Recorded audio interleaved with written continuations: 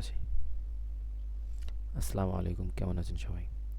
আজ কয়েকটা দিন মিলে আমি একটা প্রজেক্ট তৈরি করছি, অর্থাৎ রিয়েল এস্টেট রিলেটেড একটা ওয়েবসাইট তৈরি করলাম।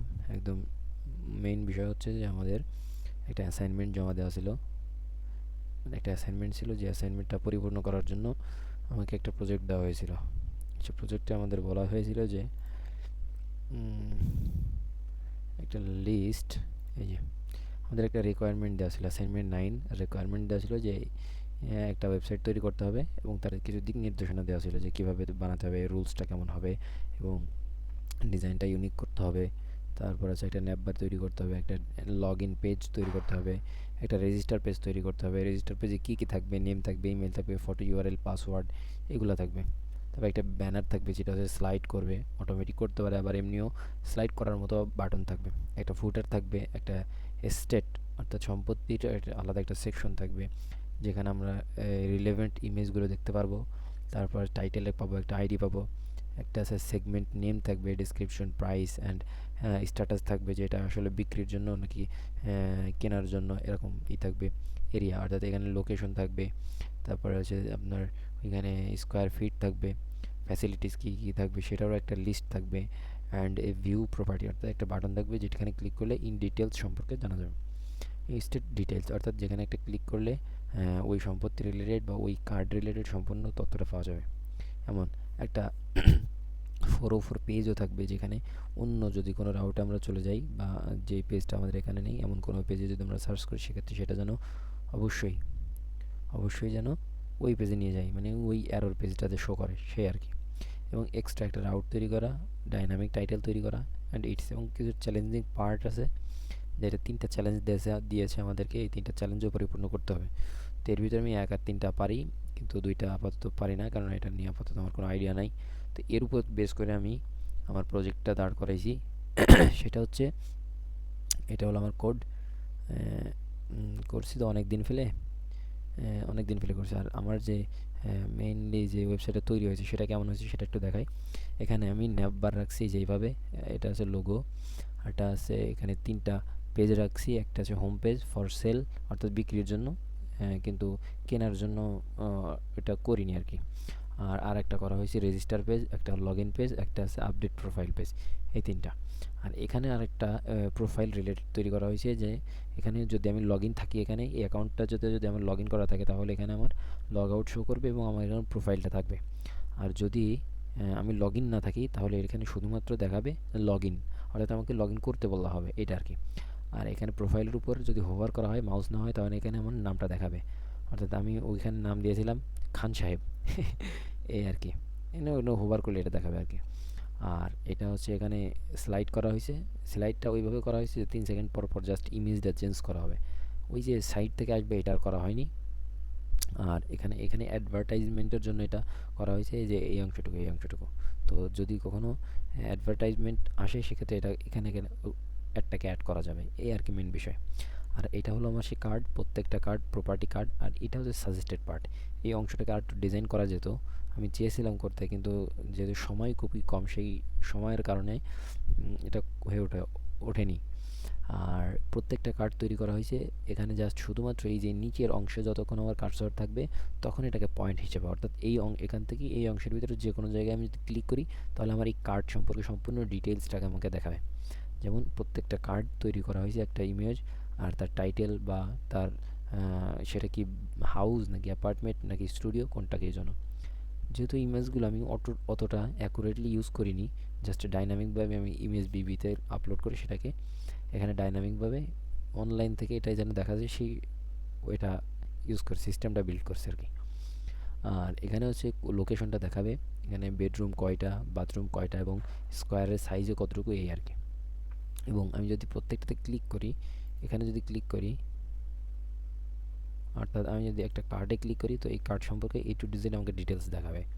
অর্থাৎ ডিটেলসটা কি, এটা কতটুকু কি, ইমেজটা দেখাবে, তার কোম্পানির নেম, অ্যাভেলেবেল, এটা কি এখনও বিক্রির যোগ্য কিনা বা বিক্রি করা যাবে কিনা, এটা এখনও কেউ কেনেনি এখনও পর্যন্ত, সেটা থাকলে অ্যাভেলেবেল দেখাবে, আর না হলে নট অ্যাভেলেবেল দেখাবে। এখন এর প্রাইসটা দেখানো হচ্ছে, লোকেশন, এবং এরকমভাবে সাজানো হয়েছে, বিষয়টা এরকম। আর এখানে আরেকটা সাইট তৈরি করা হয়েছে যেখানে প্রপার্টি ওনারের একটা নাম্বার থাকবে এবং কল নাও জন্য একটা কল থাকবে। এখানে ওনাকে মেসেজ করার জন্য একটা তথ্য এখানে থাকবে আর কি। এখানে ফোন নাম্বার দিয়ে আপনি ওনাকে মেসেজ করতে পারেন। এই হচ্ছে বিষয়। আরও আর কি কি, এই যে ফর সেল, এখানেও আমরা ডাইনামিকভাবে প্রত্যেকটা প্রপার্টিকে আমরা অ্যাড করছি। আবার একটা লগ ইন পেজ তৈরি করছি, রেজিস্টার পেজও তৈরি করছি। রেজিস্টার পেজে এখানে আপনি নাম, ইমেইল, ফটো ইউআরএল, পাসওয়ার্ড দিয়ে আপনি এখানে আপনার অ্যাকাউন্টটাকে রেজিস্টার করতে পারেন বা এখানে আপনার অ্যাকাউন্ট তৈরি করতে পারেন। আবার কি, যদি অ্যাকাউন্ট থেকে থাকে তাহলে আপনি এখান থেকে লগ ইনের মাধ্যম দিয়ে লগ ইন করতে পারবেন পাসওয়ার্ড দিয়ে। ইমেইল এবং লগ ইন দিয়ে পাসওয়ার্ড দিয়ে আপনি লগ ইন করতে পারবেন। পাশাপাশি যদি আপনার গুগল অ্যাকাউন্ট থেকে থাকে গুগল দিয়ে করতে পারেন, যদি গিট হাব থাকে তাহলে গিট হাব দিয়ে আপনি লগ ইন করতে পারবেন। এটা একটু আলাদা করা উচিত ছিল, কিন্তু যেহেতু করিনি আপাতত, শুধু সময়ের কারণেই করিনি। আবার এখানে আপনি আপনার এই আপডেট প্রোফাইলটাকে আপনি আপডেট করতে পারবেন। মনে করেন যে আপনার নাম আছে এখানে খান সাহেব, এখানে আপনি আপনার নামটা দিবেন, দিয়ে এখানে আপনি আপনার যে ফটো ইউআরএল ওটা ইমেজ বিবিতে লোড করবে আসবেন, কেননা এখানে আপনার আপনার আসলে এখানে সব ইমেজ কাজ করবে না। এখানে ডিরেক্ট লিঙ্কের যে ইমেজগুলো আছে সেই লিঙ্কগুলো আপাতত কাজ করবে। আর তখন এখানে যখন আপডেট করবেন, করার পরে অটোমেটিক্যালি এটা পরিবর্তন হয়ে যাবে। আবার মনে করেন যে আপনি হোম পেজে আছেন, তো এখান থেকে এই কার্ডটাতে আপনি ক্লিক করবেন, করার পরে এর ভিতরে যাচ্ছে, এটা ঠিক আছে, কিন্তু এখানে আমি লগ ইন আছি তাই। যদি আমার এটা লগ আউট থাকে, দেখুন যদি আমি লগ আউট হয়ে যাই তো অটোমেটিক্যালি আমাকে লগ ইন পেজে, অর্থাৎ লগ ইন থাকতে হবে, অবশ্যই লগ ইন থাকতে হবে। যদি আমি এই পেজটাতে যেতে চাই, যে এখানে এখানে এখানে যাওয়ার জন্য আমাকে অবশ্যই লগ ইন থাকতে হবে। লগ ইন না হলে আমি যেতে পারবো না। যেমন মনে করেন এখন আমি লগ ইন নেই, এখন আমি লগ ইন নেই, এই যে লগ ইন থাকলে তো এখানে সাইন আউট বা লগ আউটটা দেখাতো। তো এখানে এর ভিতরে যাইতে চাইলে, এর ভিতরে যেতে চাইলে আমাকে অটোমেটিক লগ ইন, মানে আগে আমাকে লগ ইন হতে হবে, তারপর আমি ওখানে যেতে পারবো। এটা হচ্ছে মেন বিষয়, এটা হচ্ছে মেন বিষয়। আচ্ছা, এখানে আমি একটু প্রোফাইলটা আপডেট করে দেখাই। হ্যাঁ, মনে করো এখানে আমি খান সাহেবের জায়গায় আমি দিলাম হচ্ছে আমির সাহেব, AMIR আমির, এই সাহেব, আমির সাহেব। এবং এখানে আমি মনে করো একটা ইমেজ লিঙ্ক দিলাম, যে এটা আমি করলাম, লগ ইন করলাম। এখন যদি আমি রিলোড দিই, লগ ইন মনে হয় হয়নি। খান সাহেব কই, আমির সাহেব কই, এ ও মেন বিষয় হচ্ছে যে এখানে আমাকে লগ ইন থাকতে হবে। এখানে যদি লগ ইন থাকি, লগ ইন না হলে আমি কাকে আপডেট করবো? তার প্রোফাইলটাকে তো আমাকে আপডেট করতে হবে। তো অবশ্যই প্রোফাইলটাকে আপডেট করতে হলে এখানে প্রোফাইলটা থাকা লাগবে, তাহলে আমি কাকে আপডেট করবো বলেন? আমার এখানে একটু ভুল হয়েছে। মনে করেন আমি এখানে ইমেলটা দিই, ই ট্যাব আছে EMAILCHECK, অর্থাৎ এই পাসওয়ার্ড আমি দিলাম, তারপর আমি লগ ইন হলাম। এখন আমি আপডেটটা প্রোফাইল করতে পারি। এখন আমি প্রোফাইলটাকে আপডেট করতে পারি, যেমন AMIR আমির, SHAHEB আমির সাহেব। এবং মনে করেন যে এখানে আমি একটা ইমেজ দিলাম, দিয়ে এটাকে আমি আপডেট করলাম। আপডেট করা শেষ। এখন যদি আমি রিলোড দিই, এটা আপডেট হয়ে গেল। এখন দেখেন এই যে এখানে আসছে আমির সাহেব, ইমেজটা পরিবর্তন হয়নি। তার মানে হচ্ছে ইমেজটা আমরা ইমেজটা আসলে অন্য, ওই ইমেজটাই দিছি, এই কারণে মনে হচ্ছে ইমেজ পরিবর্তন হয়নি। আবার দিয়ে আমির, SHAHEB আমির সাহেব, এখানে আমি প্রথমটা দিই, আগের বার দ্বিতীয়টা দিছি, এবার প্রথমটা দিই। এখন যদি আমি আপডেট করে লগ ইন করি, তো দেখুন ইমেজ কিন্তু পরিবর্তন হয়েছে, আমির সাহেব হয়েছে। এভাবে আমরা ইমেজটাকে আপডেট করতে পারি। তো সেক্ষেত্রে আমার ন্যাপবারটা থেকে যাবে, আর ফুটারটা অলওয়েজ টাইম থাকবে। এটা হচ্ছে ফুটার, ফুটার মানে নিচের একদম পার্ট।